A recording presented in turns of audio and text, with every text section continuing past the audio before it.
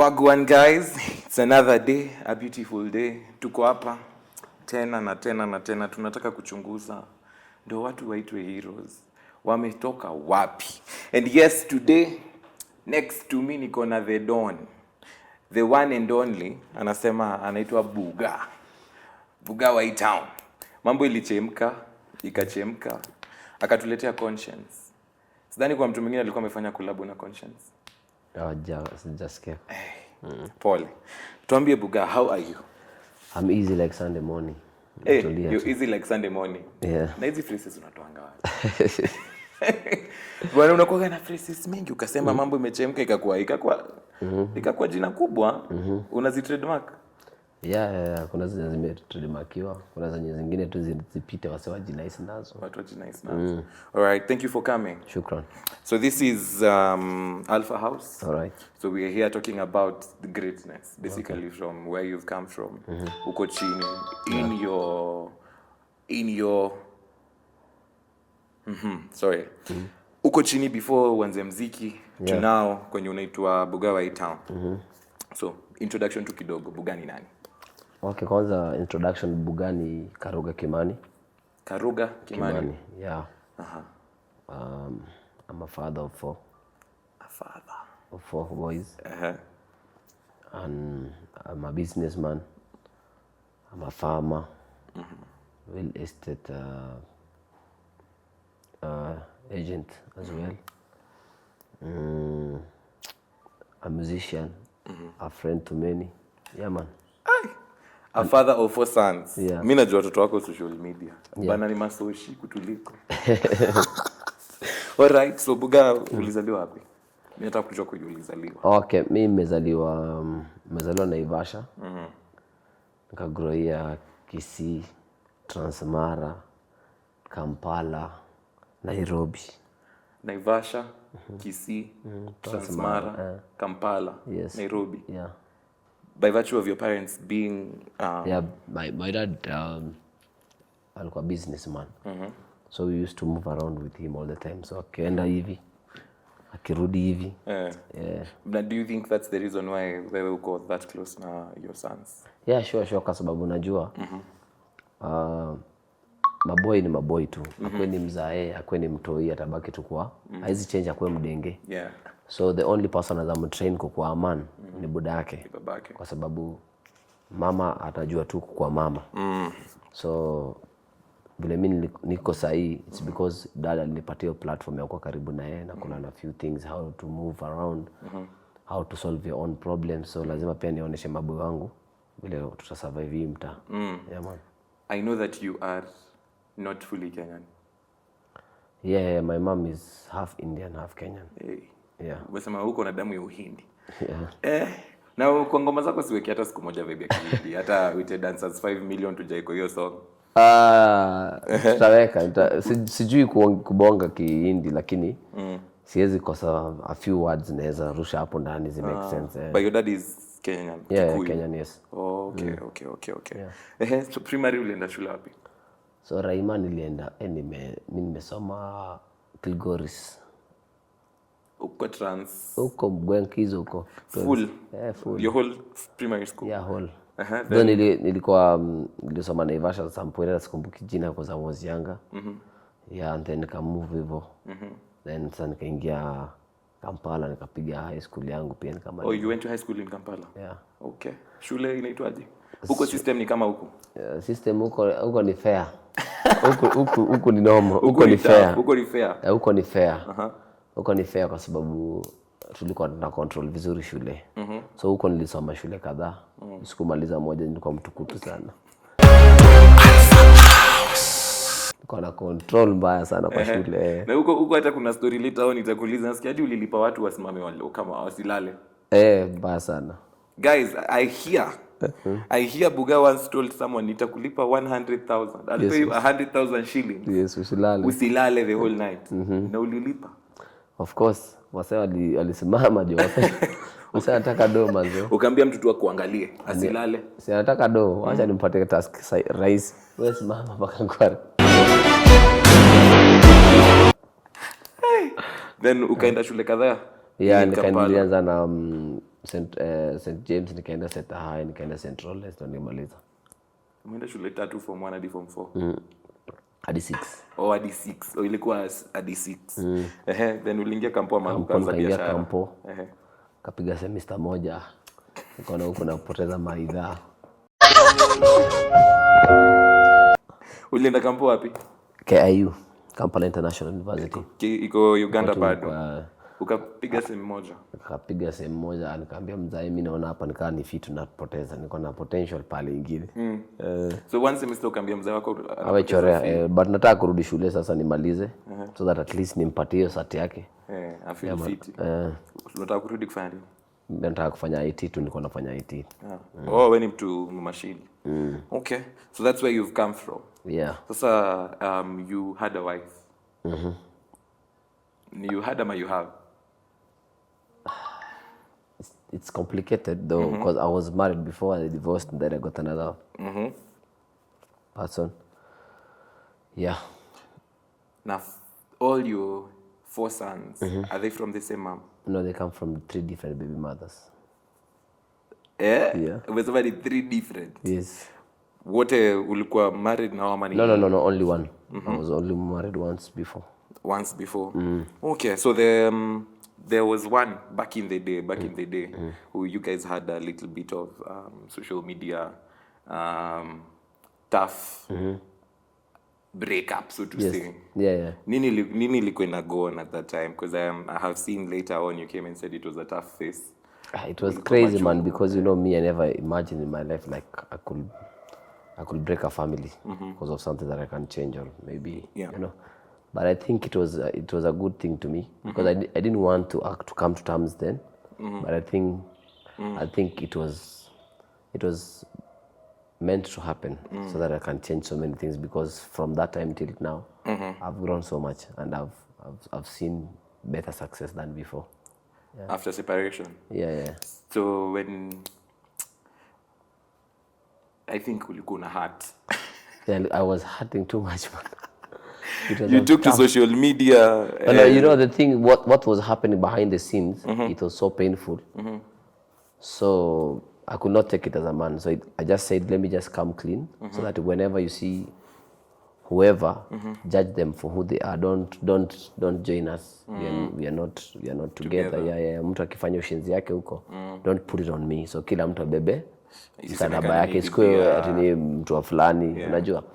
So because there was so much things that were happening behind the scenes, so I didn't want my name and reputation yangu inaharibiwa kwa na mavijana wengine hatawana anything just because mko na access na huyo mtu. That back then mnakuja mnaanza kufloss ati unajua tulikuwa na nani, tulikuwa na fulani wa fulani, unajua. So nikasema that's not the case. Nyinyi mkiwa na huyo mtu is an independent person, I am independent, so don't join us in any way. We are not together, you know. But you seem like a very hands-on family man. Yeah, sure. Na sasa how does co-parenting and not having a family, an ideal family setup, work with you, Joe? Ideally, I wanted to do like somebody who is open-minded, kind of co-parenting. Upatie mse chance yake kama anataka spend time na watu, this and that. But I came to realize they don't have my interest at heart, because if I give you access to some privileges, don't bring rumors from outside to my family, because if I meet you and I just give you time to spend with the children, and then you go and turn it and start saying that I want you back, this and that, you know, what about the person that I'm with at home? How do you think it makes them feel? You know, and then, you know, these are words, they'll just move around and still come back at home.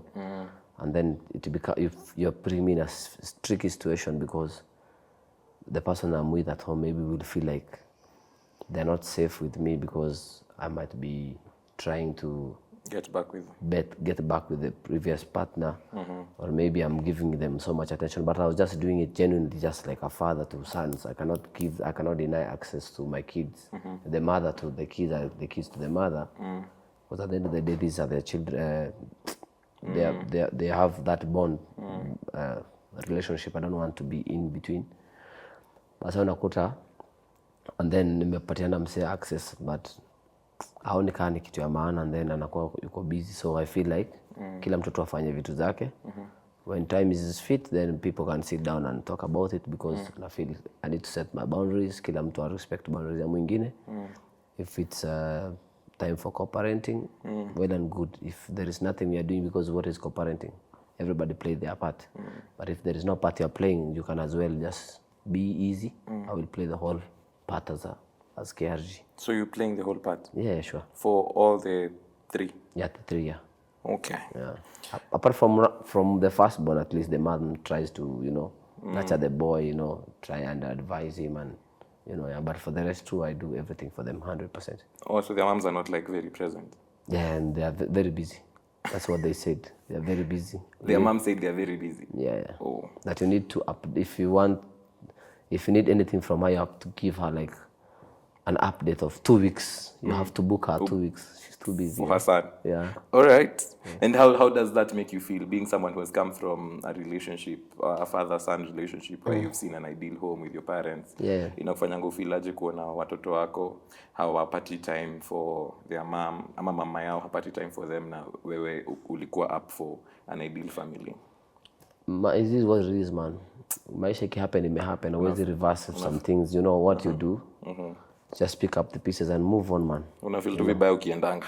Yeah, kausha roho mzee. Hii ni dunia mbaya sana mzee. Lazima ukapambane na pilipili na ndimu za maisha yako. Ukikuwa wiki mzee, utashindanga umelia, bro.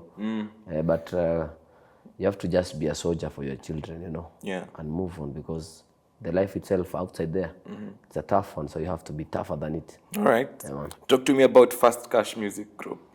All right. So Fast Cash Music Group was born in the year 2014. When you go how old? I'm 33, bro. You're 33? Yeah.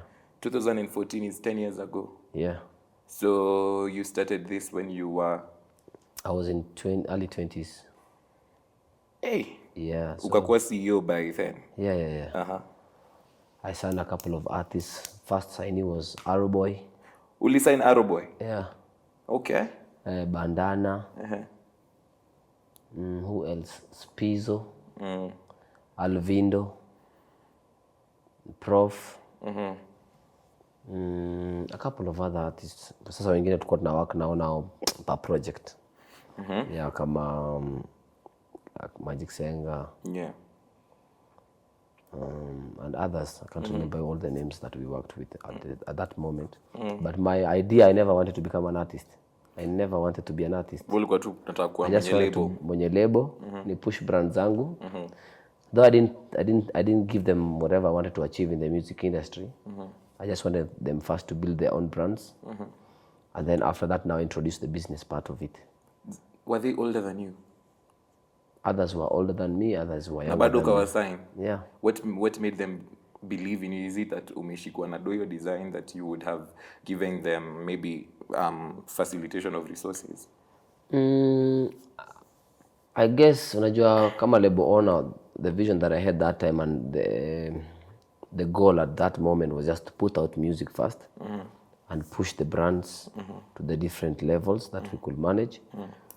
And they were aligned with that, but my end goal was not just to do music. My end goal was like business after music, because I knew I wanted to do a lot of manufacturing. So I wanted to have like different artists representing different brands. So in case we want to produce soap, I know it's one person. I have my people already on the ground, and marketing is the most expensive thing in this world. So I said, okay, let me build these guys first with whatever I have. When they reach a certain level, I'll build different companies, and everybody I'll give them different brand to push. But unfortunately, they didn't have the vision that I had. Everybody just wanted to do music. Once they are famous, that's it. Then they say, man, KRG, we can't do it anymore. I think I'm okay, I can do my own business. Okay, let them go. So you had to like close the label? The label is still up and running. Do you have artists that you've signed? I'm myself, I'm signed under Fast Cash. Any other artists? There is still others under contract. They can't produce music until the contract is finished, but they're not producing music. So I'm not interested in bringing new artists, apart from maybe working project by project. Because, you know, everything changed very fast. You know, back then, to collect money from music was not the same like we are doing right now. So right now I can collect money from even someone who is not under my label. Yeah, man. Okay. Now, when did you realize you had this interest in music, even if it wasn't like actively? I had interest in music since I was like 6 years. But now, after high school, and then I started now doing DJ mixes in our club in Kisii. That's when I knew like I have interest in music, because I was a DJ. I loved pushing up people's songs, playing them in the club, doing remix on a couple of beats, you know, writing for some people.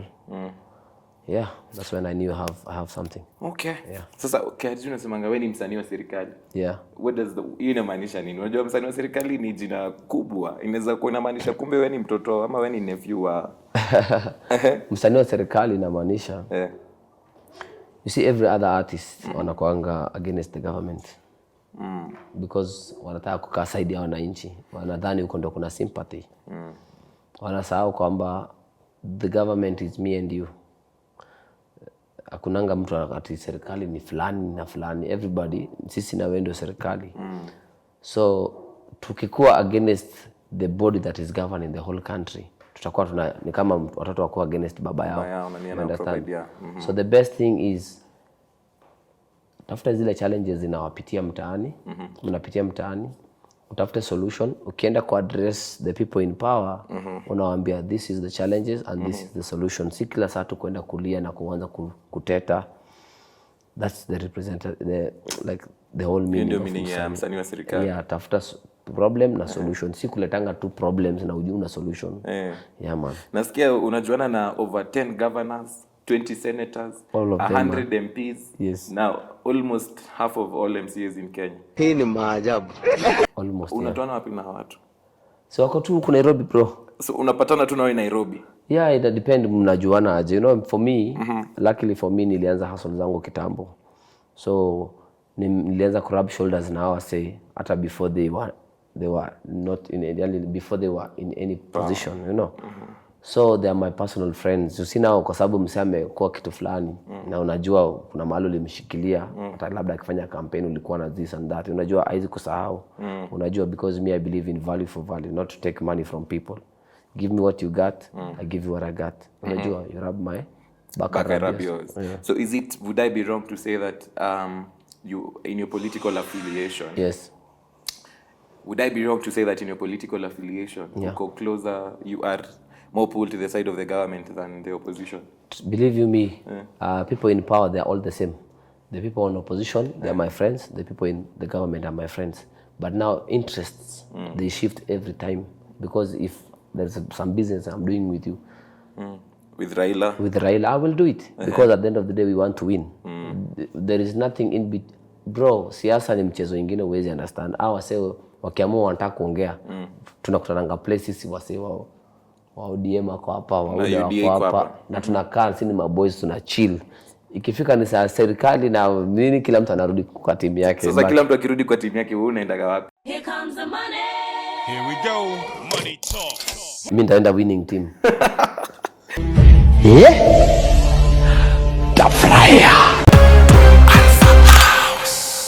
Unaweza muenda kwenye unataka kutoa kitu hapo. The winning team, that's where you'll find me. I'll never got the losing team. What am I going to do there with the losers, man? I don't have time for losing. Umefanya campaign? Ulifanyia watu campaign? Wote nimewafanyia mpaka wengi nimewafanyia. Zote mbili? Zote. Ulifanya campaign for Ruto na bado ukafanya campaign za Raila? Hazikufanya Raila, watu wenye walikuwa na. Watu wenye walikuwa na. Bora ni best yangu. Unajua mimi it goes on a personal level now, you know. Kuna huyu msee ni best yangu na akiingia kuna benefit yangu fulani, interest yangu iko wapi? Wewe keleni msee tutakutana huko finishing line. So would you want to tell me that I am aware that you made over 100 million plus in construction of SGR. So part of why you made that money, would it be because unajuana na the winning team? Man, this world is all about connection. If you don't have connection, so that's a yes. Of course, yes. Yeah. Sasa now you make how much in real sense? How much did you make? It was close to 40 million in total. 240 million. Yeah. Construction of SGR. Yeah. Kutoka Makindu hadi Mlima Kiu. Ukapata your contract. Yeah. Na tumekaa hapa na wewe na uko na 200 peke yake ni ya government. Hiyo ni kitambo bro. That money hata iliisha, hata sina hata idea hata. Ulimaliza 200. Iliisha kitambo na tukatafuta zingine na zikaisha bro. Hiyo ni mambo ya miaka kadhaa. Hey, next time ukifanya hizi campaign nishtue uniambie ni aje Kolo kujeni tu dance huyu. So what exactly were you doing in the construction of I was supplying ballast, kokoto, sand, yes, ballast and sand. Yeah. That's among the businesses you do. Yeah. So how do people get these contracts? Okay, besides you have to bid. You have to bid. You have to. So wanasema hii tunapatiana tender fulani. Kila msee ana apply. Yaman sasa wewe ile panga ya kukata mambo ikaongokea hiyo siku basi. Unaambiwa ni aje? Unaweza fanya hii kazi, okay. Capacity yako hivi na hivi na hivi ashika. Unalala poa. Ndio kafanya kazi. 200 and something million. Na hao watu wamekuinvite private parties nini? Nimeenda nyingi sana bro. Za these political figures. So many. How are they? Mimi najua personally mimi sijui zinakuanga. They are just people like us bro. The experiences huko wanafanyaga nini? Unajua mimi tunaonanga tu Senate wakipass bills. Hakuna kitu wenye anafanyaga nyinyi mfanyagi. Labda na nyinyi mnafanyaga worst. Wallahi. Yes. So are there some weird behavior? No. They're just human beings, man. They just want to have private life because you see, for a politician when it comes, maybe he's popping. Wasa watasema, huyu ana pop do yetu ya wananchi na sisi tunateseka anakula poa. That's why they like a private life. So ile ni private. Hakuna kamera kwa sababu hataki kuonyesha wananchi tuko sawa na hata tuna wanaenjoy nyingi sana life tukasi vile tu enjoy. Unaweza mention umeenda parties za kama kina. Hiyo ni maybe hata pengine wewe ndio ulikuambia mtoto wa Ruto, kidogo Raila akifanya baby shower, nephew ni. Sitaki wengi waseni mabeste zangu, so sitaki kutaja kwa sababu you know that's on a personal level. By their life is just normal life like us. Wanakata maji kama sisi. Of course wanapiga drink proper. Okay. So besides you being on the winning team, like I would want to know your idea and opinion here how the youth is in contrast to how we relate to the government policies. Like na feeling you see the youth are not actively involved in I don't know. Government. You see there is one big problem we have in our country, which is like we don't believe in ourselves first. We believe other people from different countries are better than us. But those people, when they come here and they see the potential that we have, they are like, God, these people are sleeping on a gold mine, you know. They don't know what they got because you don't believe in yourselves. So, you see, a Kenyan youth has this kind of opportunity ama platform, lakini anashindwa kuenda knock mlango. Anaogopa, anaona, nikienda pale fulani, nibishe mlango, nitapigwa ama nitatukanwa. But hujawahi fail bro kama hujajaribu. Jaribu, there are two things that will happen to you. It's either they'll open the door for you or they chase you away. So you've not knocked the door. How will you know that they will open? You just pass. Say that door looks so beautiful. I'm scared. I can't go and knock. That is already umejikansolia blessings zako. But tuko na potential big sana bro. In Africa, I guess, if not number 3, we are number 2. In Africa? Yeah. Yes. Okay. Because besides South Africa, Kenya, and maybe kama Egypt, niambie place ingine iko advanced kuliko hapa. Hakuna. Nigeria, the only thing they have is population, big numbers. But in terms of the way our country is developed and the way the planning is going, and the gap between the rich and the poor, us we are better. Other countries kama Nigeria, mse kama ni mdosi, you are wealthy, and the poorest they can't even afford the next meal. But you see, at least in our country we have different classes. If you go to Sudan, the same thing. The wealthiest are the wealthiest, the poorest they can't even afford to have one meal a day. So you see, we have internet, we have information, we have security, we have everything. We only like to sleep around and do nothing and waste time. That's the biggest challenge we have with our youth. They don't want to push. You achieve small success and you're content with it. That's why we are lagging back. Yeah. Kuna hii theory, it's a theory on the internet that says that the governments Yes. all over the world Yes. are push on social media Yes. so that social media iweze kushika the youth, so that the youth, because it's a bigger population, Yes. wasi concentrate na vitu zina happen kwa gava. Do you think that there is truth to that? That's a lie, bro. The government doesn't even have time to try and confuse the population because they are too busy already planning for this population. So if you're planning for your child and you are giving them drugs to get confused, are you planning for them? No. Exactly. So the government, it has its plan. And as an individual, you have your purpose. The problem is we only look at negative things about every situation. Yeah. Right now, if the power goes here, we'll start complaining, oh, the power has gone. But you have gotten a break. Can you take a break? Go take a shower if you're supposed to be taking a shower. Then come back when the power is back. We continue with what we are supposed to be doing. But we cannot start complaining, oh, the power is back. It's not back. It has just gone. Call these Kenya power people. Why are they doing this? Because complaining is easy. Anyone can complain in this world. But focus on what is important and move. You know, don't waste time on negativity. That kind of energy, it doesn't work on me. So you're saying the back lies on the youth. Sisi ndio tunafaa kudetermine. Exactly. We're supposed to determine how we want this to run. Yes. Na si uvai. For now, it's not my calling. Do you For now, plan I on just vying on any political position? Nataka ni later on. Maybe later. I'm not sure about now because right now I just want to focus first because I don't quit something until I'm number one in that platform. But unasema wewe ni Bughaa. You said there's no one who's better than you. Of course, right now I need to push my music to a certain level. You know, I have not been number one yet in this field until I'm content. I feel like I've already done everything that I can achieve in music. Then I can move to something else. By number one unamaanisha? Man, make crazy money out of this music. For you it's money. It's business, not money, business. And what is business? Is achieving things that you can achieve. You know, if it's a name, make a big name. If it's money, make crazy money. If it's influence, get the biggest influence you can get in the music business. Is there any other artist who is richer than you in Kenya? I don't know, but I doubt. Hakuna mtu akona pesa kuliko. Wanaweza kuwa naye lakini sijui. Mwenye mimi najua sidhani kama anaweza nifikia. Na plus ile work na put in sahi. Hata kama kuna mtu karibu na mimi nenda kuacha tena mbaya sana. Last year you said your net worth at 5 billion. Yeah. Tuko wapi sahi? Bro, hii mwaka lazima ifike kama 8 billion. Ama hata ikiwezekana ifike 10 mzee. Na tia bidii. Si unaona vile napiga kazi? You tell me any other person who is working harder than me this year. 8 billion is your goal. That's my goal this year. So unasema wewe na Mudavadi bado mnakimbishana to date. Sasa unajua ule ni mzae, ule ni ako kwa gava pia amekalia mali yake. Anapanga kadi zake mzuri. Sasa anapanga biashara alafu unajua ako na timu kubwa sahi kwa sababu you know he's back with the government. Me I'm just an independent artist doing business. But on a private 8 sector. billion. But I must push, man. I'm doing global business. So you have surpassed the 5 million, you're above the 5 billion, 5 billion mark. I've not done kufanya hizo calculation, but this year alone, biashara zangu zote I will be traveling all over the world just doing private business. Trust me. Yeah. Sawa basi MCSK, wamekulipa how much? Nilisikia wana release some millions this year.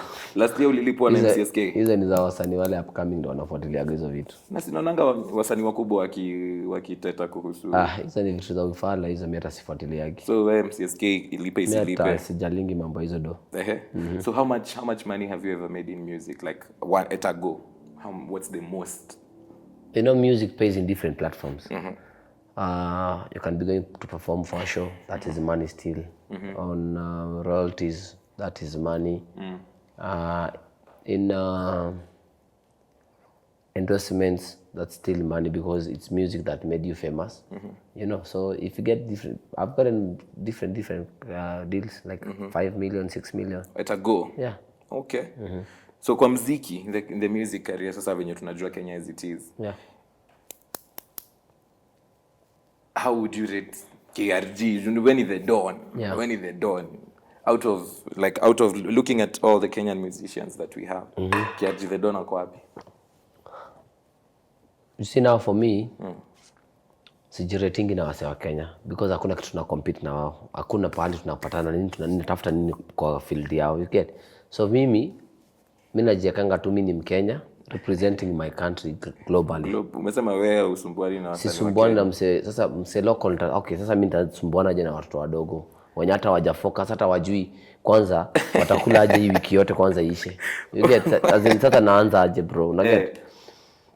Haya, kitu ya pili, content yenye mimi na create, si create local content peke yake, na create content global. Enye tenda global.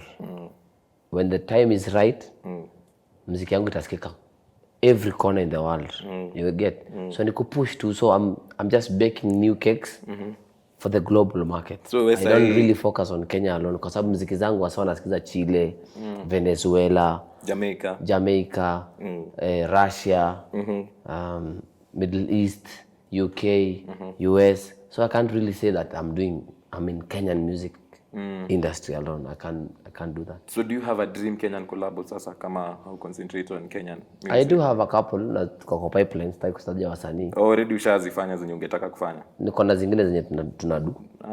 Yeah. Na dream international collab, ile collab moja ukisema hii collab wala ni kiwai, that's labda nikipiga ngoma na Justin Bieber. Na itafanyika tu mzee. Utapiga ngoma na Justin Bieber? Lazima mzee, tuko uhai. Mark this day.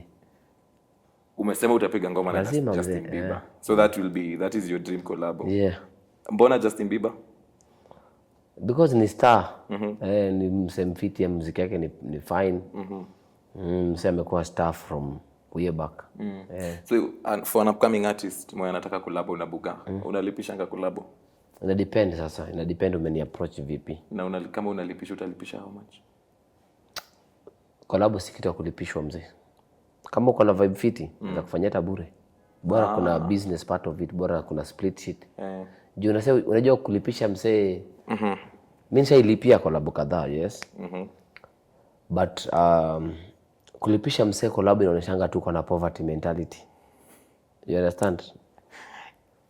You get it? Because unalipishaje msee na hii ni kitu yenye mnaunda nyinyi wote muende mkauze. You understand? So this is me and you, when is chef, mini chef. I say okay, you bring your ingredients, I bring my ingredients. We bake one big cake. And then what? Alafu nikwambia sasa wewe nilipe juu mimi ni chef kukushinda. Sio ni ufala. Si tuuze tu hii recipe yetu ama tuuze hii keki yetu. Tugawane tu doama. You get Makes it? sense. Yeah. I get it. Yeah. So at some point last year, not at some point last year mzima hivi kumekuwa na shows mob. Yeah. Na lineup imekuwa ya wasanii wakubwa hii Kenya. Na KRG yuko kwa hizo lineup. So we've been missing KRG in most shows. Why do you think is the case? They approached me, all the shows that you have seen they were happening, they approached me. All these big shows in Kenya have approached Bei ndio ilikuwa shida. You get like promoters wafiki bei ya KRG. Promoter afiki kwa sababu wasa wengine ni wasanii wako na ngoma nyingi kubwa lakini hawajui value yao kwa market. So wana underquote. So ukiambiwa anaje kuna show mbili kwa hapa. We na ujadishi jo keje nenda kufungwa. Unaruka job mbaya sana. Unaget. Basa mimi ukiniletea hizo ufala, ninakwambia ni aje mimi ni Bughaa. Kwanza mimi nitoke mahali niko, sema show iko kama Mombasa. Logistics yangu kutoka Nairobi mpaka Mombasa. Ushana mimi nikienda show ninaendanga. Gari ngapi unaonaga? Entourage. So fuel alone for me to come from Nairobi to your location tushakunywa kama 300k. So fuel. Sasa tukikuja hiyo mtaa yako mpaka tupige sherehe. Rider yangu ninakuwa expensive. Rider hata si fee. Artist fee nawaga cheaper. Rider sasa mimi na my crew. Sasa hapo ndo msaki piga watakuja wakunywa 1600. Huyo ankai tuko. Mnaenda ka show entourage peke yake fuel ni 300,000. Sisi tunaenda na magazla. Unajua tukienda hivi kama show nyingine tulikuwa tumeenda Kitale. Kutoka hapa na gari 8. Na ni gari escort ya polisi. Gari moja escort ya polisi. Yes. Aya. Gari moja ilikunywa kama 60 kwenda na kurudi. Hebu piga hiyo hesabu. 480. Sasa. Na hawajakulipa hata kuingia. Sijakuja hata bado wase wangu hajalala. So kama ni hoteli unachukua kama ni villa kadhaa. Una get wase waji nice kwa sababu tunaleta vibes. You get? Yeah, because at the end of the day, music is not about the money that you take. What are you bringing? The kind of vibe are you bringing on the table? Hiyo ndio ina matter sana. So hata rate card yako ni na huko kina Red card. Saba. So 7 so 8 huko saa hii nadhani itaingia mita hii mwaka. Muendelee tu kuchelewa dola inaendelea kupanda. Haya. Watakukosa. Na nawaambia tu dola ikipanda, napanda na idhaa. So reason mbona tukuni kwa show ni juu promoters hawafiki bei. Yeah, but already saa hii kuna zile mashow zenye tunajipangia wenyewe tunaona okay promoter afiki bei but I have value for value. Okay, what do you have? You have a big club, okay. Because you can't afford to pay me upfront. Okay. Unaweza nipatia hesabu ya hiyo baa yako yote. Tupige stock yote in the morning. And then we do 50-50 in profits. I come, you get? Yeah. So because you can't afford to give me upfront, let's say $5,000. All right. Stock up the club. Close everything. Let my team come and run the sales. Whatever you sell, we do 50-50 revenue share. It's easier for me, you know. Other means of there is no risk involved in your side. It's only my risk on my side because if I don't turn, if people don't pull up, it's on me. If they pull up, we both win. And you see my parties, they're always full. Yes. Your parties are full. Always full to capacity. So umesema hawa promoters wakicheza pia wewe unafungua show zako. Sasa ndio hivyo. April tuko na show mimi na Conscience. Wapi? Itakuwa hapa Nairobi. Just venue bado tunatafuta. Itakuwa April, end of April. So unafanya show na Conscience April? Yeah. Now, have you done international shows last year? Last year I did one in Juba because I was Sudan. Yeah. I didn't want to travel much because I had shows in the US, I cancelled them. I had shows in Middle East, I cancelled them. I had shows in Europe, I cancelled them because I was not ready to travel and leave my family alone. Because at that time, I didn't have someone I can trust to leave behind. But right this year, at least everything is locked. Anytime I will just release a calendar and we hit the road. So hii mwaka hii mwaka yani utanisikia niko all over the world. Yeah. So as much as macho yako iko kwa Kenyan industry, unaangalia uko global. Yes. Naweza taka kujua top 3 best artists wako Kenyan. Top 3 nasema KRG, BN and Calligraph. Tukitoa KRG, maybe I place another one. BN, Calligraph. And Mandy. Okay. She's doing good, yeah. She's doing good. Yeah. Collabs zenye umefanya over time. So when Gengeton came, we saw you do a very big song which we did really well. Yeah. Na Sailors. Yes. Mbona ukaamua kufanya collab na wasanii wa Gengeton at the time? You see, that time I wanted to, the goal at that moment was to push our music on a global market. So what I wanted to show the younger guys is like, our music is good. The problem is the quality of the music videos that we put out. We have a different vibe, but we don't believe in our art. That's why we don't invest in our music video. Since I had the capability to invest in the music videos, I told them, now come, let me teach you something. Bring the same vibe, we package it different. You will see the song is gonna be bigger than all the other songs. So, but now, by that time, they were blinded by the poverty mentality. They just wanted money up front, which I gave them, but they didn't go back to the studio. They went separate ways because they got the money and the girls and the alcohol. They thought that is success now. After some time passed, everything collapsed. Kaisha. Yeah. But it was a very big song. Yeah, it was. Hey, juzi tumekuona na Tanasha Donna Uganda. Hey, bwana kushika kiuno. Rumors zikakuja Bughaa anaitisha namba. Zizi, that's a lie. Me and Tanasha, I've had Tanasha's number from, I guess, 2019, if not 18. But that night, I guess we were just in a party vibe. And there is something she was showing me from her phone. So she handed over her phone to me. And I don't know who recorded that video. I later got it. So everybody was like, yo, naitisha namba nini, but you see now we were in a foreign land.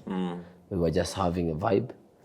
And you know, we are planning to work on something. So so see ati you want Tanasha? No. But ikiamua ni Bughaa. You know. Umesema ni Bughaa. Ikiweze iweze. Pia tukakuona na Diana Bahati. Hapo ikaleta shida Nairobi gossip. Yeah, I don't know what's up, man. Bughaa, you're dancing with a married woman. No. Suggestively. You see now, this is the problem with the fans, yeah? Just because we are famous does not mean we are not human beings. You So understand? human beings can dance with No. That doesn't mean that we are not human beings. Okay. And with our people, just because all of us are famous does not mean like now, every now and then we just focus, man. There is a camera here and there. No. We let loose sometimes. We enjoy life, And dancing with someone in the club and you're not naked, it doesn't mean you're gonna do something extra, And the husband was there, Yeah. So hakukuwa Nothing. Hata girlfriend yangu alikuwa tu hapo. Yeah. Hey, bana. Everybody went home. And how do you take that kind of news? The following day, honestly, it was crazy. To me, man, I'm immune to all the news because that comes. ulikuwa umemshika hivi mkono, ako hapo chini ana wine, Bughaa. No. For us now, we are immune to such kind of news. Anything they say, I know that those are just rumors and lies. Just focus on what is important. Just do the work. You keep pushing. The agenda is to push music outside, not to focus on the noise that comes with the fame, Because every day people will talk things, the others will say this and that. You can't really focus. If I concentrate on what people write about me, then I will not even feel to wake up in the morning. I'll feel like, no, I want just to die now and go to heaven, But I just focus on what is important, which is the job, and push it. Yeah. So Chronix was coming to Kenya some time back. Yeah. Bughaa called. He was like, yo, mini Bughaa, I'm going to give you any amount of cars you want, whatever number of cars they want. Yes. Bora ukwe hiyo entourage. Yes. Ni nini ilifanya Bughaa ukataka hiyo design? No. What happened was there's another guy who approached me. They said, okay, they're looking for someone who has a fleet of cars. A fleet of cars. Yeah, and they want to use these cars for a certain number of days, and they're willing to put. They're putting a fee. I told them I don't need money from you. I'll fuel all the cars. You told them you don't need money. Yeah. I just need to have like a direct contact with him because I'm seeing my future. We would want to work with him. So if I take money from you guys, it will be like you've paid me to do a certain thing. So there's some privileges I'll not access. So I said, all right, let me give you value for value. Don't give me money. Let me give you the fleet of cars and I fuel this. As long as I get access to him so that I can vibe one-on-one with him, then maybe you can plan something in the future. You see, that's kind of relationship you build because at the end of the day, you guys are in the same genre and you will need each other's music to penetrate to different markets. So it's not about money all the time. I don't know who told Kenyans that every time that you do something, you must take money from people.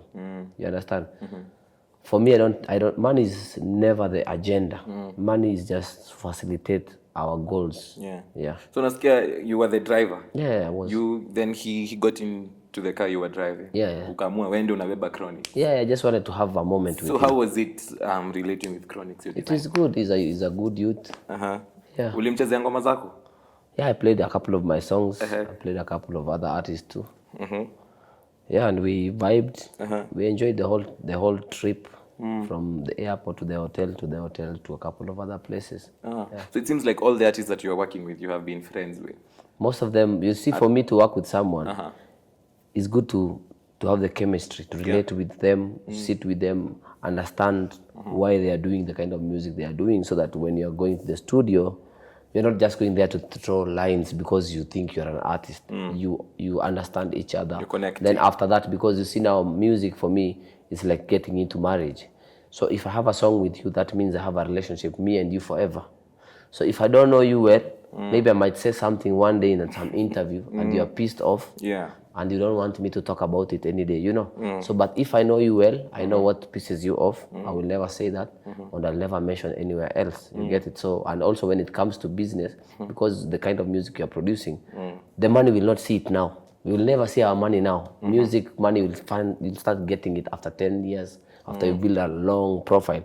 So you see now, after we've done a project, and now our song maybe is the biggest thing at that particular moment. We need to get back our money. So if I'm not in talking terms with you, how are we going to coordinate and see where is our money being taken to and who is collecting money on behalf of us, you know? So we need to be in a certain relationship that me and you, we can relate to do business in the future. Yeah. Talking about relationships, you and Conscience have had a long relationship. Yeah. Because you had that song before which you didn't release. Yeah. Why didn't you guys release that song? It wasn't the right time. So you decided to work on Time Bomb. Yeah. Talk to me about making of Time Bomb. It was funny because we had stayed for a couple of months without talking because he was busy, I was busy, and then he had organized the show of going to Kampala, and I was busy here with other businesses. So I didn't know he was passing to Nairobi and land and then continue go to Kampala. So when he was here, he texted me and told me that he's around. All right, I said, all right. So I dropped everything I was doing. I went to see him. So when we were there, we vibed. He told me, man, let's just roll to Kampala. Okay. Oh, you ndio mkaenda mkapatana Tanasha. Yeah. So yeah, all right. So nikamwambia ni aje. So kama unataka turuke huko, wewe uko na ticket ya lini? Akasema anatoka kesho asubuhi. Okay. Nikajaribu kutafuta tickets, get tickets. I've heard that story. Ukaenda ukaongea na mwenye airline. Tukaenda tukatoa wase fulani kwa ndege hapo tukawashi nini. Tukaingia ndege tukaruka, kaingia huko. Maboi wangu akanichukua hapo tukapitia kwao kidogo, tukaingia tena kwa hoteli. So tukakuwa tumevibe tukaenda hizo club ni kama after parties and what not. Then we came back to the hotel room. We got our equipment. We just started recording music. Yeah. Then the video was done shortly after that. The video we did here in Nairobi after we came back. So I sent my team earlier to organize everything because he didn't want to stay for so long because he wanted to go also to Tanzania and shoot some music video there. But later we canceled the plan. Akarudi tu mtaa kwa sababu we wanted to surprise the kids for Christmas. Oh. Yeah. So Time Bomb is out. Imekuwa a very big song in Kenya. It got over 100,000 views in a very short span. Yeah. So I was looking at the comments. Most people have actually picked it well. Yeah. But obviously akukosi wale wawili watatu. Yeah. Those are the attention seekers. Yeah. So but their opinion was basically based on the culture. Yes. Kenyan pop culture, music pop culture, where we haven't seen a lot of the kind of dancehall that you're doing. And there was a concern that, hey, why are the women being sexually portrayed? Because it's all about shaking ass, and Bughaa is seated there like a king, and then he has women around him wanatingisha ass hivi kubwa. So what's your take on that? Dancehall, it's not like any other genre. We're not doing gospel music. If you want to listen to gospel music, there are over 1 million artists doing gospel music. Focus on what is important. We are doing dancehall music. Dancehall music without seeing the body and thing and that. That is not dancehall. Yeah, just look for another artist who you want him to wear a suit and stand straight and do music like this. That are not that artist. Are you a womanizer? I'm not a womanizer. So there was a comment that would say, from how this video looks like, it looks like the girls are just to shake their butts, and then that's for this music. Did you listen to the lyrics? If I'm doing let me say we are shooting a movie about karate. What are we talking about? You're going to fight with hands, right? Yeah. So if we want to do action movie, that means there is guns and bombs. So you're expecting me to do action movie and bring karate? You get what I mean? So it goes with the lyrics. If these lyrics talk about girls having like a vibe, partying, this and that, shaking this and that, you have to get the same characters because this is art. This is not real life. They have to understand. Music is not real life. So that's not your real life. That is like art. That is my work. It's like a teacher. A teacher leaves the house, goes to school, gets the book and starts writing notes. That is his profession. When he comes back to his house, he's a man. Yeah, he has a family, and you get same thing like a doctor. A doctor, when he goes to the hospital, he gives you an injection. But doesn't mean that when he comes back at home, the only thing he can be doing is just to inject everything. Everybody should see this is work and there is life after work. So this is me now in real life. That is my work. Separate from your work. Yes. Do your sons watch your videos? Some yes, some I don't want them to watch. So what do you tell them when they see They know that's work. For the good thing with they know them. This is work. Whatever we do in front of camera, sometimes they come and see this is acting, this is art. They have to understand this is art, and this is what makes us live the kind of life we live. So if they want the good life, they should let me be who I am. If you had a daughter? Same case, I'll talk to them and I'll explain to them. They are human beings, they will understand. And if she wanted the to good get thing into I don't have a foolish kid in my house. Yeah. So what if she wanted to get into that art, If she wanna do that, it's her body. Let her do whatever she wants, as long as she's not misusing the body. Shaking your body will not break anybody. Anybody but yes. You're in line. Yes. So that art is separate from Bughaa. Art is different. That's a different line. My life is a different one. Yes. So who's Bughaa as an ideal man? Bughaa, I can't Kama really mwanaume. explain. Kama mwanaume nategemea tunakutana vipi Kuna kama sasa mimi. ile sasa wewe like, as you know, like mini Bughaa, and these are my standards and this is how I want my life to look like. Yes. Am I cultural? Yeah. First of all, I am spiritual. Another thing, I am God fearing. Yeah. Another thing, I am more focused on winning. Another thing, I'm a perfectionist. I don't lie. I don't like people lying to me. Tell me the truth so that we can face the challenges together. Don't give me sugar-coated stories. Give me the way it is so that when we are dealing with the issues, we know, all right, we have a big problem, but we'll find a solution for it. Okay. Rather than telling me everything is all right, and we don't have any solution for that. So that's the kind of a man I am. Apart from that, I speak my mind. I don't fear anybody in this world. Apart from that, I am too aggressive in every field that I am in. Yes. Definitely. Yeah. So would you say that is what led you to move from Christianity to becoming a Muslim? Okay, see now in my house, everybody is independent. Everybody was born different day. So maybe if you are born in a day where Christianity was dominating, you be a Christian. We really don't care as long as you know that there is God. And you see, religion for me, I see it as like a vehicle to use for using from point A to point B, because it divides so many people. What I believe in, there is God, and you can talk to him in whatever language you want to talk to him, and he will answer you in whatever form he will use. Religion, others are good, others are bad. I don't want to mention names. But for me, I just didn't follow the religion that I was born with, because at some point I felt like it's too much of business, because when you're going there, they just focus on taking money and placing people in different classes. If you come early, they don't let you sit where you're supposed to sit, because you don't have maybe money, or maybe there is a different person who has better money than you. He will get to sit, different classes. And the other religion that I moved to, if you come early, you're on the first row. If you come late, you will stay outside even if possible. And I said, this is the best, Yeah. And everybody, I let people disagree with me, others agree. It's okay, man. Yeah. It's up to me and God. So back to your sons. Yes. It's obvious that you love your sons. Yes. Sana. Yes. So kuna hii time ya kulipa hii trip ya Mombasa. Yeah. Ilibamba sana. Yes. So your son, you find him with some girl. Yes. Na insist to lipa hii trip. No. I came to realize later he was in love.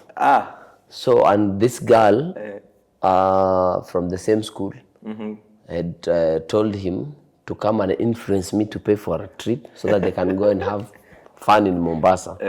So I'm like, but I don't see any fun you're gonna have, because you will be in Mombasa programmed from hotel to the van to the location, van, hotel, van, back to the airport, Nairobi. So do you think you'll have time to see your girlfriend? You won't. So it's better if you want, because there is nothing you're going to achieve there. Yeah. You're going for football tournament. I've already paid for you a club here that's trained by Southamptons. I spent so much money on you already so that you can practice this football. So you didn't pay the trip? I didn't pay. I told them, listen, go get that girl later, organize a date, a play date, you, the mom, and your mom. The girl's mom, your mom, and then you go maybe for a movie on a weekend. That's much more better. You'll have time to talk with your girlfriend and, enjoy the moment. And if you want to go and play, you will play, and then you go back home. But this thing of telling me to spend so much money just because you've been influenced, I'm not going to benefit you. I'm just going to waste my money and benefit the school because they need the money to do other things. So I told them I'm not going to fall for that. I don't fall for everything. So they had social media accounts? Yeah, they had. I love what happened with the okay, right now they don't have access to social media because I noticed that older people knew that my boys can access small money. So they used to send them nudes and then request for my kids to send them money via M-Pesa, like, oh, we are suffering, we have this and that. And you see, for them now, where they come from, they know we like giving so much. So they were sending so much money. So when I give them pocket money, later I find they don't have anything I gave them. So when I ask where did you spend your money? They're like, there is this girl, she was crying here on my DM, I sent her money. So when I see the messages, they're just grown-ups people sending dirty things, so I close them. Your sons were being sent nudes? Yes. Like nudes? Yes. Venye tunazijua? Yeah. So I said, no, close this thing, man. They can't spoil my kids. They're still young. Wow. Yeah. So how did you feel as a dad kuona mtu wako amekuwa exposed to? It's heartbreaking, but you know what? Even as we got this information when we were younger, there is nothing new in this world. We just move, talk to them, make them know they exist, and they move. Yeah. So they're not on social media anymore?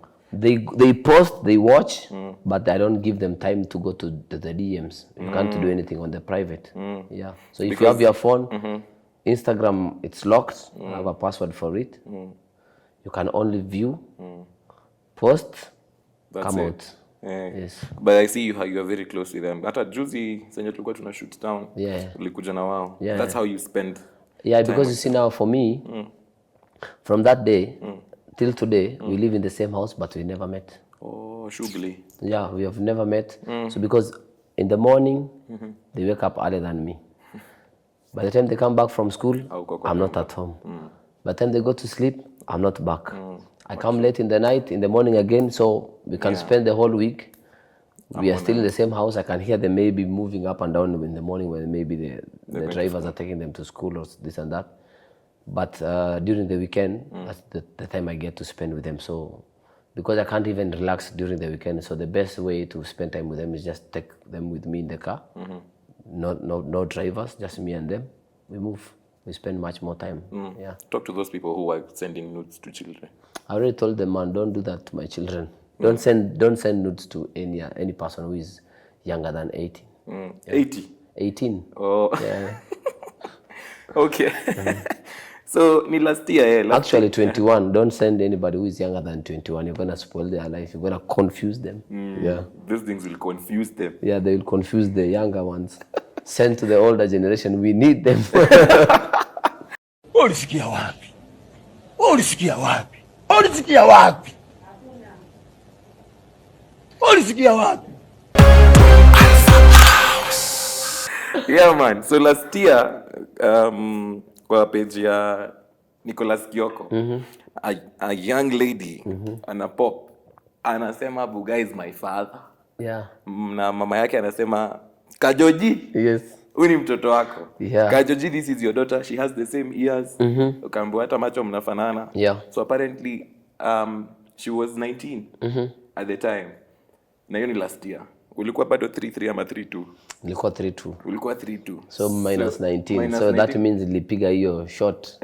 Ile nikiwa 11. It's a lie, man. It never happened. So the mom was implying that you were the dad. So that meant that you had that machine at 11. That's a lie. You know, I tried to handle the situation because you see now here there is a kid who is involved. I didn't know she was 19. If I knew she was 19 at that particular moment, I could have just told them, "Gwe, don't play with me."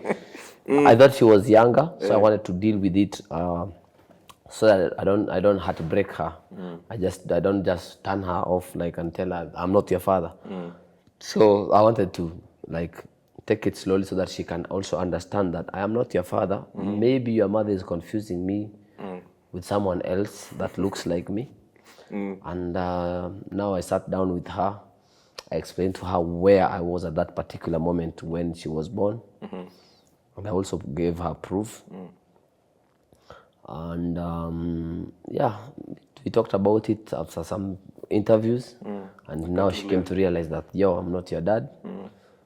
Let your mother go and look for But the the fact right. that you considered it, does it mean that probably ulikuwa unashuku you No, sikuwa na shuku. It's only that you see, in this world, so many people want to know who their father is, but that's not the whole reason. They just want a father figure in their life. Yeah. You understand? Because if, there's so many people that I know where they married women with younger kids, and the kids, they don't know the story behind. They think this is my biological father, and you can't really tell the child that I'm not your father, because the most important thing is that did you have a father in your life? It's not that the biological father, because why is it that people adapt? Yeah. Because giving birth is nothing. Kulea mtoto ndio kitu ya muhimu. Yeah. Taking care of them is the most important thing. So, and the reason why they were looking for me is because she wanted to go back to school. So I said, okay, this is the whole reason why. Okay, what do you want to pursue in life? Because you're already 18. Yeah. You just need to go to college. After college, you'll go and hustle like us. I said, okay, why not? Let me pay your fees. You go and pursue your college. After you're done, then you can go and hustle. Okay. She does not need much from me. Yeah. Do you think you're a good dad? I can't say I'm the perfect dad, but I'm a good dad to my children, yes. So you, out of 10? Yeah. Rate yourself out of 10. 10, maybe 8. 8. Yeah, because I can't be 10. I wish I could be 10. But I can only provide what I'm providing. Sometimes I can't be there for them. I'm busy with work. And that's... Okay. Yeah. Of late, kumekuwa na so many cases of women, young girls being killed by predators, so to say, in Airbnbs. Yeah. One was... It's not really Airbnb. I'll just say it's fully a furnished apartment, because Airbnb is a platform for booking. Yeah. Do you own Airbnbs? I fully furnished apartment, yes, but Airbnb, no, I don't have. You own fully furnished apartments? Yes. Okay. So what's your take on this whole sudden issue of women being killed? Okay, it's sad because, nobody deserves to lose their life in some crazy violence like that.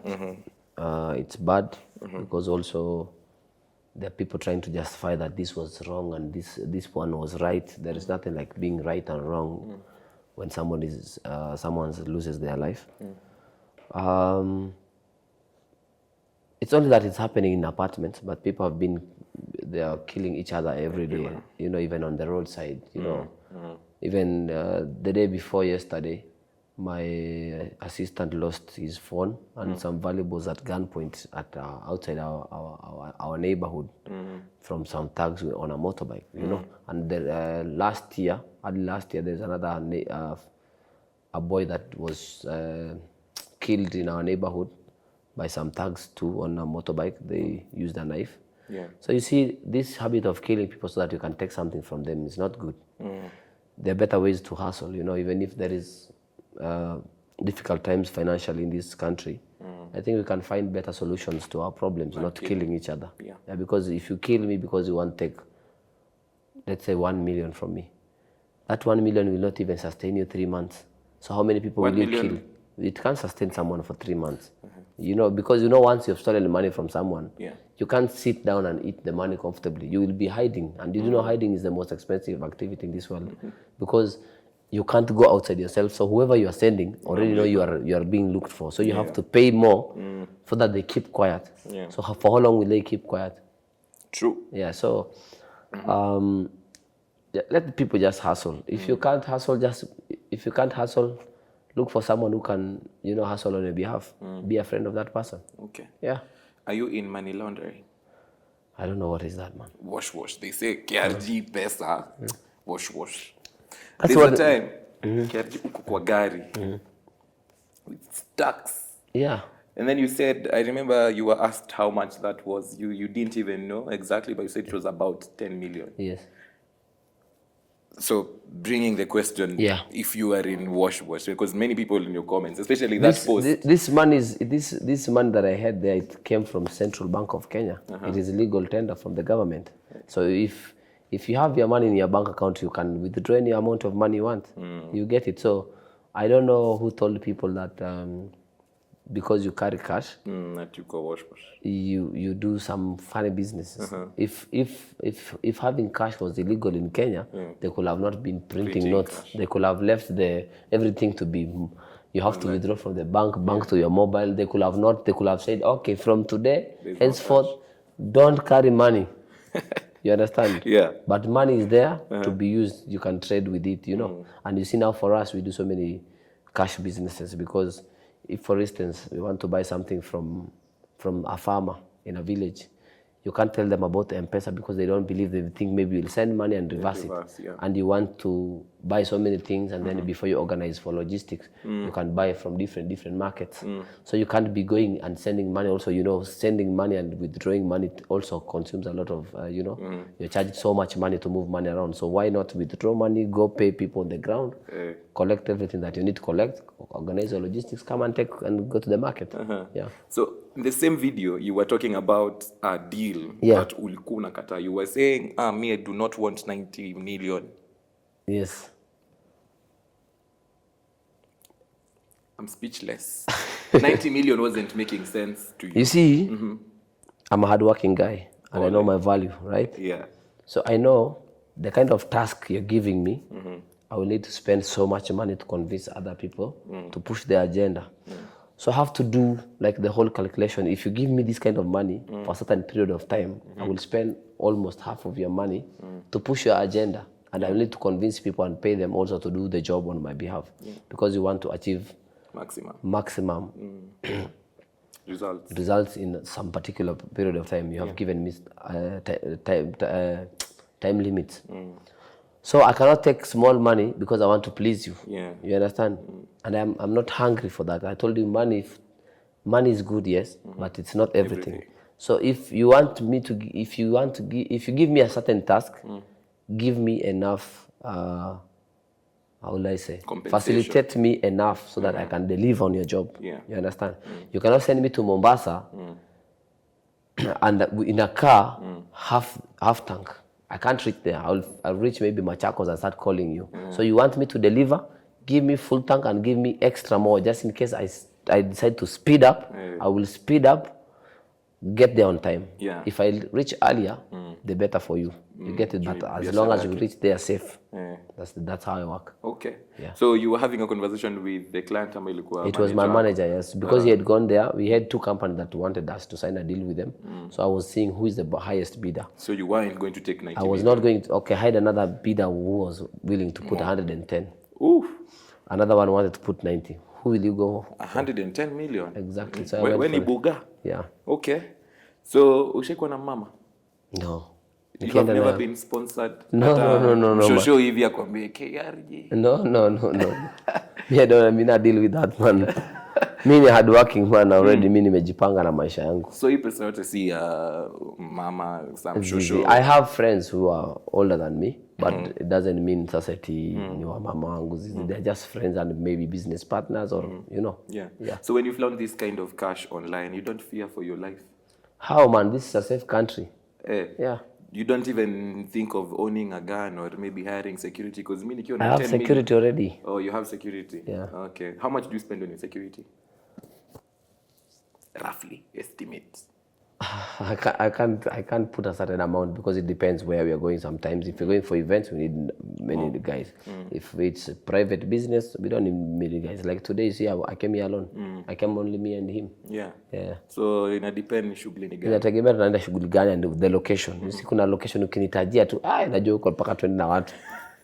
Magari, uko na gari ngapi? Kadhaa, gari kadhaa. Huwezi kumbuka namba?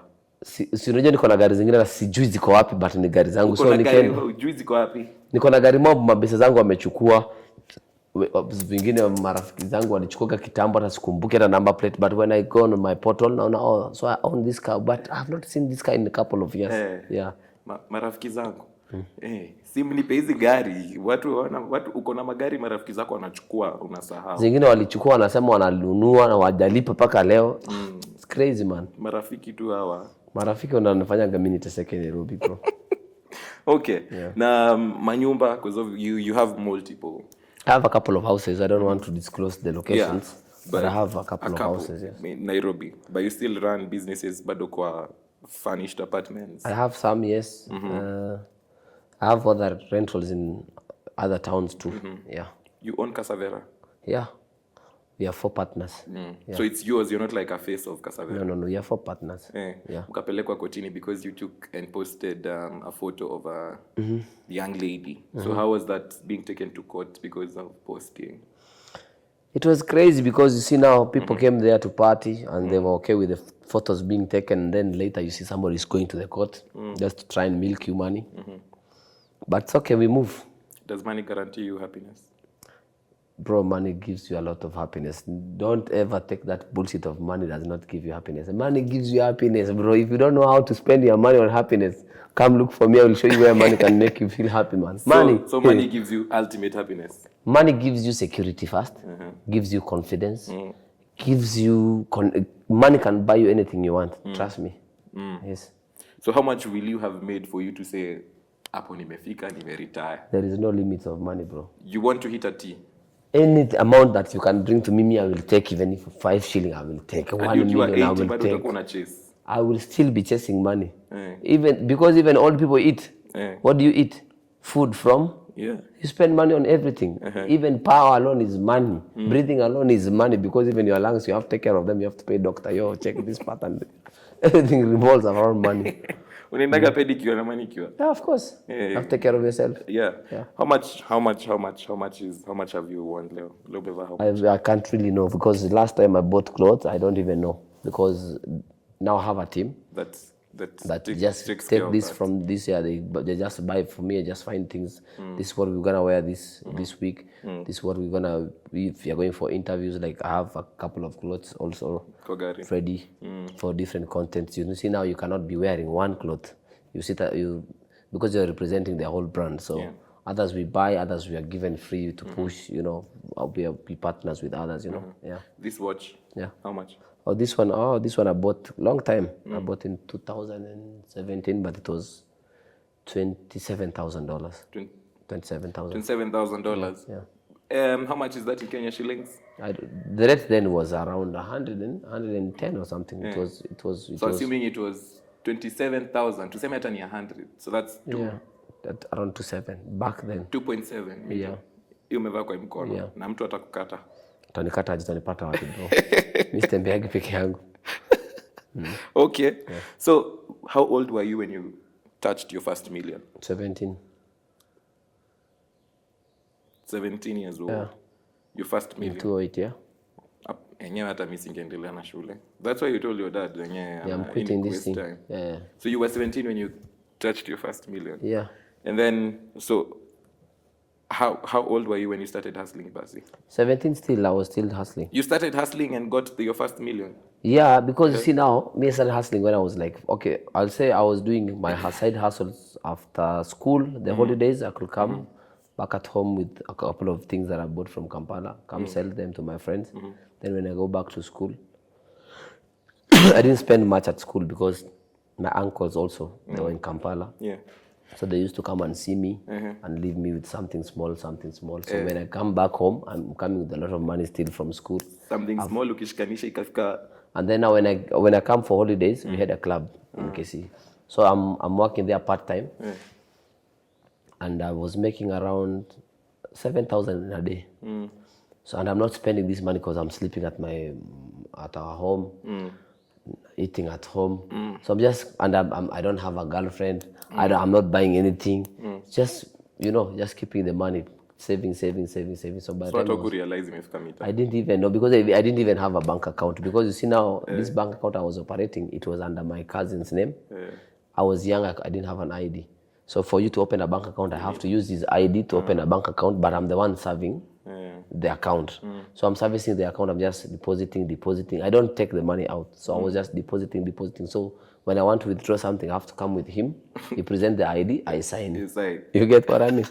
So that's how it was, yeah. So tukimalizia kuna time kulikuwa na issue nani yako na pesa social media. Nakumbuka you said you had more money than Akothe and Jaguar combined. That's what I told them, because they were fighting too much. Yeah. So you have, to date, you still have more money than Akothe and Behesh. if they try and do the calculation to hesabu, unajua ukikuwa na shamba huko ushago huko in our village, if you have 5 acres, you can't even, if you sell it, you can't buy even 50 by 100 in Nairobi. And we have properties in Nairobi. Yeah. Okay. I have properties in Nairobi, I have properties in Naivasha, in Narok, in Transmara, in Mombasa, Nanyuki, Kisii. Yeah. Kuna jamaa alienda social media akasema, mimi KRG si msanii. The most I can do for KRG is not give him a collabo. Maybe he just becomes a vixen in my video. Bro. So Steve Simple Boy said, wewe kwa maisha yake yote, ile kitu kubwa utawahi fanya na yeye kimuziki, utakuwa vixen hapo, ufanye hivi, maybe shake your butt kidogo. Bro, tusiongelele kilema. See, I'm not in your mood. If you are looking for a fight, I'm not in your mood. See, I'm not in your mood. I want to love you.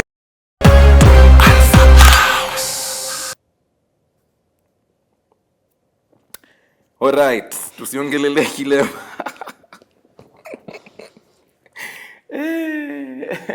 Sawa. So, jana ulikuwa Radio Maisha. You had this conversation about Kenyan dancers. Yes. Kenyan dancers not, you were for the idea that Kenyan dancers do not support Kenyan music. Yeah. Now, seated here, I am a representation of those dancers. Okay. Nataka kukusikia. All right. Yeah. This is what I told the guys, yeah? You see, now let's go back. Now let's rewind everything back. You are an artist. You just finished high school, maybe campus. You have talent.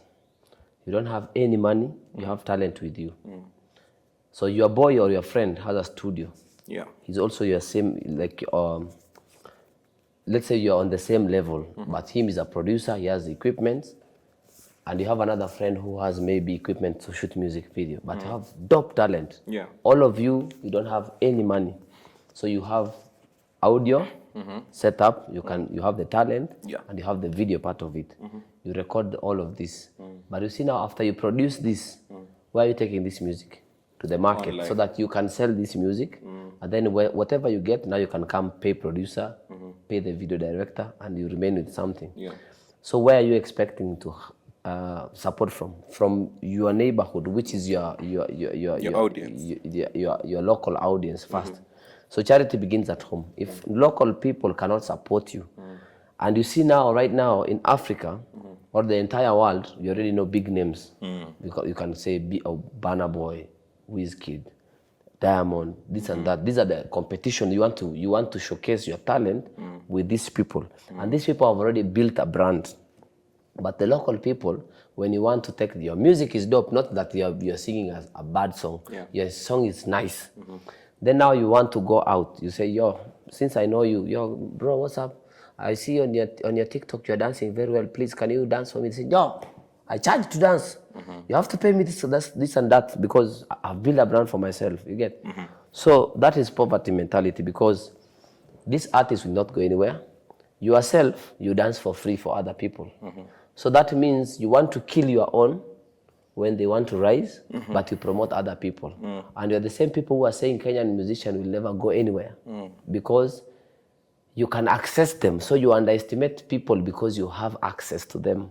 But you don't see the beauty in their talents. And that's where we go wrong, because that poverty mentality, we are crushing our own and building other people's giants. But if you go back now again on time and see that all these Nigerian artists, before they were famous, they were hanging out in Nairobi because they came and pushed their songs here first. All the Tanzanian artists, they became big because of Nairobi. All the Jamaican artists, they became big because they came to Nairobi first. So that means in Nairobi, it is the hub of making everything, or making the industry to grow. So we have everything, but because we sabotage one another, we will never go to the next level. Because if I want something from you, you charge me and I charge you. So it's very difficult for you to do business with me. But a foreigner comes with their music, they bring to you, bro, because you don't have access to them.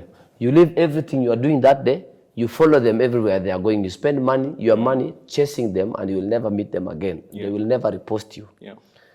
But if a car hits you right now, Who will take you to the hospital? The Kenyan next to me. Exactly. So we forget where we are and what we want to achieve in life.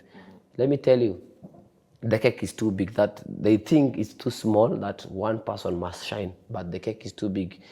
If dancers dance to my songs in Kenya, they will become biggest thing in Africa. When I'm going for a show in Nigeria, do you think I will go and look for dancers in Nigeria? I will carry my own people from my country, take them to Nigeria, we collect big money, and they showcase their platform there. And then we win. When we come back home, everybody gets their money. They go and share with their families. So when we win big, everybody wins big, and the money trickles down to their families. Okay. You understand? So in this context, were you talking as an upcoming artist or No, as no. KRG? I'm talking as KRG. Okay. You understand? Because you see now, I have friends, I have people. I have people that I know they have following. Yeah. They are my personal friends. I find them in the club. Sometimes they don't even have drinks because they know I'm popping. I'll send drinks to their table, this and that. I even invite them to my parties. But when I call them and say, yo, can you post for me my song? They are like, yo, you know me, I charge. I charge, okay. So you see, because I have more money than you, I am stupid. Let me tell you, there is no anybody who is rich in this world that is stupid. They have better brains than you, that's why they are richer than you. Okay. So you want to take money from me, but you can dance to Burna Boy song for free. You can dance to other people's music for free. But because you see, this is KRG and he has something, let me take it from him. Okay. But if you dance to my song, let me tell you, I can appreciate you even much more better than the money that you can take from me. Okay. Yeah. So here now, nimeacha kuwa interviewer, nimekuwa dancer. Yeah. So I want now to sit you down as a Kenyan dancer. Yes. Because I have had this conversation with artists. Okay. And I think it's time we spoke about the truth. Yes. You get? Okay. KRG is not an upcoming artist. Yes. Is he? Yeah, I'm not. Bahati is not an upcoming artist. Okay. Dufla ni upcoming. It's not. Major ni upcoming. No. So all these artists are not upcoming artists. So in the beginning you told me about Msanii ako chini hana do akona talent. Yes. Anapenda mukuchu tik-tak, anapenda kuzitoka. Hiyo song ni kali. Hao watu hawakulipa mtu. Why? Because they have talent. Umesema, they have talent. Nobody needed to be paid to dance to that song because the song is good. Okay. Now my problem is this. What makes all big Kenyan artists think that all their songs are big songs? I never said they're big songs. Exactly. Yes. Now that we are at the same page, Yes. that is my problem. You know, Kenyan artists will come with this mentality that because I am so and so, you are supposed to. No. Exactly. I'm now sasa mimi naongea ka dance. Yes. You know, we just recently met. Yes. So you see, most of us in this side, KRG ulikata 90 million. Yes. Because you know your value. Yes. 90 million. Yes. So the only value as Colo that I have Yes. is pushing music on social media because that's where I have value. Okay. So if I do not turn this value into money, then what am I doing? Who's supposed to pay me? Okay, let me answer you now. Yeah. Now let me school you. Let me teach you how to make money because that is Teach the biggest challenge. You see, we don't make money from what we do. We make money. Money is a surplus of the hard work that you put in. You get it? Yeah. So this is what happens. You dance to my songs, all right? Yeah. You have 5 million views from your TikTok dancing my song. Come sit me down. Tell me, KRG, listen. This is my contribution in your success. Then we go to the back end. You get it? So who is distributing my songs? It's so and so. All right, I need this kind of money to go to this guy. Yeah. Are you winning or not winning? I'm winning. Have you taken anything from me? No. You've pushed my agenda and I have interest in you already now. You're partners already. Yeah. Because you dance to my songs and I make money, you make money too. Then, all right, I am KRG. How many brands do you know I work with? So many brands. Yeah. Then I go to those brands. I tell them, you know what? I want to work with this person and this person and this person because of what? When I win, they win with me. So I say, okay, next year, I don't want to work with this. Drop this, drop this guy, drop this. Because I am the face of your brand. I want to work with so and so and so. So you are my dancer indirect. Yeah. I'm paying you indirect and I'm giving you deals indirect. Did I steal from you? Nope. Did you steal from me? No. It's a win-win thing. How many artists will do that? I'm telling you, I'm KRG. That's why I tell people I'm Bughaa. Don't put me in local artists because my thinking capacity is so different. I see people. I always give value for value. I know how I can place you. Even in this company that I'm saying I'm not taking this kind of money, I will place you in that. Because you see, like Dufla, where does he work now? In the company that I open the doors because me, I know how to open doors that are locked. You get it? So when you work with me, I always tell people it's value for value. So whatever you see, it's where you've reached with your capacity. Exactly. But with my sitting, when I sit down and I reason, I see there are better ways to make money from one another without stealing from each other. But now you see the problem is you have spoken as KRG. Yeah. You see, I have 2 million followers, 2.1 million followers on TikTok. That's huge. That has taken my whole life to build, Dancing is everything I do. Now, that is what KRG has said. So how many other artists do you think they'll reason like me? Will reason like you? That's why I'm number one. Exactly. That's what we're Now you see, you in that statement attacked Kenyan dancers without necessarily putting consideration to the fact that not all artists are like you. Okay. Mimi Bughaa. Okay, let me answer you. Let me answer you. Who introduced me to you? Your friend. Yes. Me, I don't talk to so many people because I don't want to give wisdom to everybody. I only want to give wisdom to somebody who I feel like if I talk to this person, I will change his mentality. I don't want to change everyone in this world. I want to just change a few of us who I feel like these people have a different calling and they have a certain different, they have a level of reasoning that if I add more, they will change their perspective and see things in a beautiful way. So I cannot talk to everyone. Really? So that's why I chose the person who was the leader and I talked to him. I told him, listen, bro, this is what I have on the table. This is what I can offer you. But after this, it's not yet done because I'm not here to do one song and leave. I'm here to do many songs and continue doing this. So this is my offer now. Come sit down with me. Let's do this. Let me teach you how to make better money. You understand? Better money means you don't struggle, I don't struggle, and we are all winning. You drive your big car and you say, if it was not for KRG, I could not be sitting in this big machine. You understand? But now I would hope you would reach that message to other artists. You get? I can't school them, man, because they have big head already. They think they are big. Where does that leave us as dancers? Because you see, we do not mind supporting Kenyan music. We have actually supported. Unajua, My Hands, Your Waist. You know that song? It has over 20 million views. Okay, it's okay. But after, okay, let me listen. Now let me school you. After you've supported one artist, one song, one artist. Then after that, you say now, oh, amepata show. Kwanzia kesho sasa lipa. You get it? You've killed him. After 1 month, he's coming to the street. Oh, I am hungry. I don't have money. I was famous. People played me this and that. Now I am dead. Please, Kenyans, come together, give me money. You have already killed that guy. You gave him fame that was not supposed to be given to him. Because when you take somebody who does not know how to run, he only knows how to crawl. And then now you put him on the row. You take him for marathon. Atakimbia juu mnamkimbisha kesho mkimwachilia atarudi kwa kucrawl yake. You understand? That is the biggest. So always identify people to work with. But now you see that is not in our control. You see KRG, let me school you. TikTok is not directed. We have a part to play as influencers, as dance influencers, which is very big. But artists also need to remember that not all your songs are hit songs. I know that. Me personally, I do some songs, not because I want them to hit. There are some songs I know, these are classic. This song, I'm doing it for only 5,000 pure fans. These 5,000 people will listen to 5,000 times. So this song, I'm giving it 5 years from now, it's going to be a big song. Because some shows, we don't need many people to come to our shows. I only need 2,000 people. And my stage is full. So if I have a fan base of 5,000 loyal people and I produce a song specifically for them, I am all right. Exactly. So if I want to do a hit song, I know how to build a hit song. Now, as we finish, my opinion of this whole concept is, you guys as artists, wewe ni KRG, wewe ni Bughaa. Now you see in the streets of TikTok, guess who's Bughaa? You're the street. I'm the Bughaa. Now you see, that's the no problem, man. But you see now, okay, here we are. Do you know Jay-Z? Najua Jay-Z. How many billionaires have he made in the music industry? Wengi. Do you think he takes money and gives them like this? No. He shows them better ways to make money. But he can never show, he can never share the ideas to the public. He will only share the ideas to the people that he sits and he sees that when you win, I win too.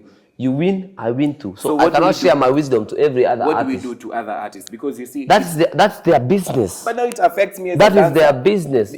I won't dance to KRG songs every day. No, listen to me. If you want to dance for them and you want to charge them, hawatanilipa. Alafu waseme Kenyan dancers hatu dance. But now listen to me. Now I've given you an idea and another angle to approach. Yeah. But you see, you don't have to be dancing all the time because you're a dancer. I actually don't. That's why I'm doing an interview. Exactly. So if you feel like, all right, me in Kenya, I will be dancing to 3 artists. In Tanzania, 1 artist. In Nigeria, 2 artists. That's okay. Yeah. We understand. You understand because we know you have aligned yourself with a couple of people. Yeah. I also don't want you to be all over the place, that every song you are dancing, you understand, you lose value, you just become like any other dancer. Yeah. You understand? So you have to identify yourself and align yourself with some brands that, you know, this, you know what, these are my guys. Yeah. Even if he's coming from different country, I will align myself to these guys because there is something I benefit from these guys. You know, they will teach me 1 or 2 things. I don't know, and I will know how to make money on the side. Definitely. You get it? So I think Kappa solution ni other Kenyan artists. But another thing also, since nishajua kuna streets za TikTok, wacha na mimi nionyeshe ni Bughaa, I will create my own army in that TikTok of yours, nitaku dethrone. No problem. We're up to task. Yeah. Because you see now, problem is, unaona, global music. Yes. These people actually pay. Yeah. You get? Now we are not saying ati Bughaa lakini. Why would a Kenyan artist? No, I'm not saying that I should not pay. Yeah. Get me right, man. Music is business. Music is business. First, I want you to understand. Music is business. Yeah. Just like any other business, we are selling commodity called music. When people consume, the artist makes profit. Anybody who is in the distribution chain gets a piece of the cake. Yeah. So as a dancer, unafaa ukue part of this. Yeah. But does not mean you take money first from the artist. You can have a way, I will pay for these services, even if it's later. You understand? Yeah. Does not mean lazima nikutumie do yako sasa ndio dancer sasa. Bro, hata ukipiga views zako nyingi, nipatie backend aje bro, kuna hii na hii. Haya, sawa. Oya. Unaona hii do, hebu nipatie do yote kutoka TikTok yangu. Yeah. Hii do fulani nimemake kutoka kwa page ya msee. Haya, toa yangu, mpe yake. True. You get it? That is easier. Very easy. Yeah. We make money. Me, I talk to so many. You see, when you are successful, you don't want to steal from your people. Definitely. You understand? Because you want them to keep on winning. Because the more they win, the more I win too. You get it? But when I'm struggling, I don't want anybody to take even 1 penny from me. I will feel like I'm dying. You understand? Yeah. That's the biggest. So when you've spent so much money on a project and you don't have money left and you want to push this project because you see, pesa yangu yote nimeinvest kwa hii kitu. Then nimeleta hii kitu yangu moto, nipewa jamaa watanisaidia kuingiza kwa soko tuomboke pamoja. Hawataki. Do you know how that feels? It feels bad. Exactly. Just as bad as it feels, kila mtu akitaka umuingizie kitu kwa soko na hawakuachina kitu. Exactly. That's the thing. I understand. I totally understand you and try and understand the artist side. Yeah. So I think what we need to do is find a common ground. Yeah. And you see another thing also is, let's not keep distance. You see now, an artist, you build him and now he feels he's a giant. Anakuacha, anarudia kitu ngoma tena. Exactly. Atakupiga tena siku ile, ngoma inatoka. Lakini pia, mkikuangana ubeshte, ama mnaweza kutananga usema, okay, kuna kitu kingine mpya imetokea. Because the world is moving so fast. Keep on changing with time. Do new things, this and that. You sit down with your artist because you are famous, I'm famous. We are human beings still. You know, I can tell you something that you don't know, you can tell him something that I don't know. Yeah. But I think bottom line, my message I would want Kenyan artists to actually take home. You see that one Kenyan dancer who has done, because bado hata kuna dancer, like for you, I am aware you have worked with people in my team, tuliwork na wewe juzi. Yes. Haujamlipa hata pesa mingi, but it was good enough compensation for that. Because if you're talking about hata split sheet, ukiongelea split sheet ya hii song inafaa kutengeneza hata over 100,000 for that dancer, si ndio? Okay. But now you see, tusiache huyo dancer. Tusiache huyo dancer zero. Alafu next time tunarudi with entitlement that because mimi ni so and so, you're supposed to do this. You get? Because I'm feeling nobody speaks about the Kenyan dancer who comes. Unajua kama umerealize industry ya dancers watakam, wajulikane alafu waishe. Yes. Msanii, because there is no business part outside Exactly. dance. That's why I was telling you, Yeah. in this dance alone, you can earn money in dance alone. Leave alone from the artist. There are so many brands that want to be seen, but because you don't have somebody who has the business part of it, you will just be a dancer. Yeah, so we You'll have just this- be waiting for people to release songs, you dance, they pay you. But you see, you can dance to some people, songs, and they make you touch money without even waiting for any money from them. Definitely. Yes. So in that tuko na kampuni tumefungua ya dance, tutatafuta investors. Sawa. Kama unataka kuingizwa kwa streets za TikTok nini, ingia huko kwa hiyo kampuni. Alright. Anyway, it's a wrap guys. Nataka kupiga KRG The Don, but wasanii walipe Kenyan dancers. Tunaenda Quickfire. Niko na Alright. Quickfire. So hapa unachagua moja tukifunga. Okay. Tumblr Rizla. Tumblr. Dem Petit, dem amejibeba. Dem amejibeba. Light skin chocolate. Chocolate. Abanton Gengeton. Abanton. Mandy versus Sar collab. Nani mkali? Wote ni wakali. So wewe hapo unafaa kupea mtu mmoja collab, utapea nani? In tricky stations ni mabisi zangu. Mimi sitaki kuingia kwa crossfire zako. Demu wako uko na yeye Dunda ama utabaki na Netflix? Netflix. Wa Cardinali Brooklyn. Hiyo ni tricky situation. Man City. Man City. Ronaldo Messi. Ronaldo. Collabo. Hii nayo collabo katikati ya OG na Major. Nishafanya ya OG so Major. Yeah. Unapenda ass ama boobs? As Sauti Sol Nyashinski. tricky situation. Hujafanya ngoma na Either. Sijafanya na Ether. So BN Nyashinski. Bien. So Sauti Sol. Anyway guys, it's a wrap. Imekuwa moto sana hapa na The Don himself KRG. Asante sana kwa kukaa. Pole nimekuwasha moto juu ya dance. Iko sawa, hapo iko sawa. Mimi naelewa. Tutafunzana hizi mambo uangalie kweli KRG alikuwa anasema ukweli. Na kweli. Na mbona singemtafuta kitambo? Na pia utaona yenyewe Kolo alikuwa anajua Kenya anasema. I understand, bro. I totally understand. I totally understand. Because the industry yetu to support dancers. Yeah. Tutakuja kesho, mtakuwa mnasikia Kolo uko anataka kuchangiwa juu hamku facilitate kwenye Kolo atapata njia nyingine ya kutokea. Hata nikwambia hata wao wanataka kuchukua do kwa hawana do, but there is a better way to take money from somewhere else. Yeah. But I wish they would tell us that. Sijui kama understand. They don't know themselves. So umesema ndo maana wewe ni KRG. Yeah. Anyway guys, it's a wrap till next time. Peace.